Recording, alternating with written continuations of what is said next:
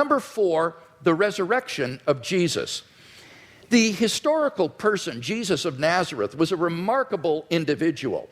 Historians have reached something of a consensus that the historical Jesus came on the scene with an unprecedented sense of divine authority, the authority to stand and speak in God's place.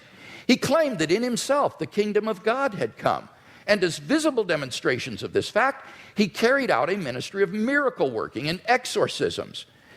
But the supreme confirmation of his claim was his resurrection from the dead. If Jesus did rise from the dead, then it would seem that we have a divine miracle on our hands and thus evidence for the existence of God. Now, most people probably think that the resurrection of Jesus is something you just believe in by faith or not. But there are actually 3 established facts recognized by the majority of New Testament historians today, which I believe are best explained by the resurrection of Jesus. Fact number 1, on the Sunday after his crucifixion, Jesus' tomb was discovered empty by a group of his women followers.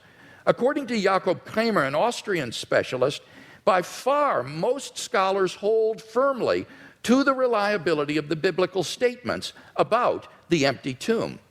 Fact number 2, on separate occasions, different individuals and groups experienced appearances of Jesus alive after his death.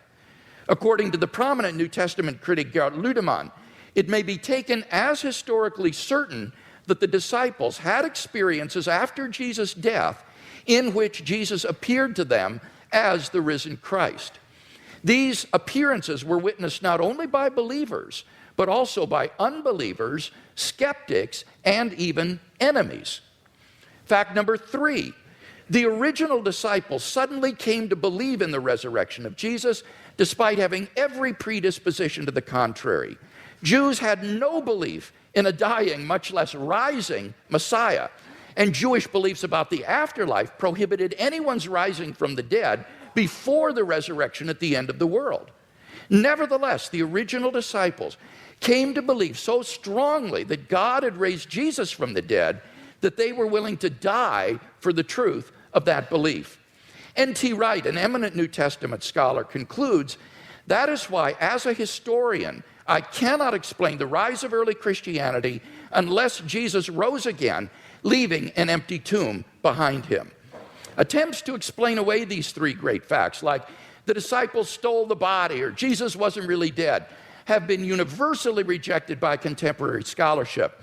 The simple fact is that there just is no plausible naturalistic explanation of these facts. And therefore, it seems to me the Christian is amply justified in believing that Jesus rose from the dead and was who he claimed to be. But that entails that God exists.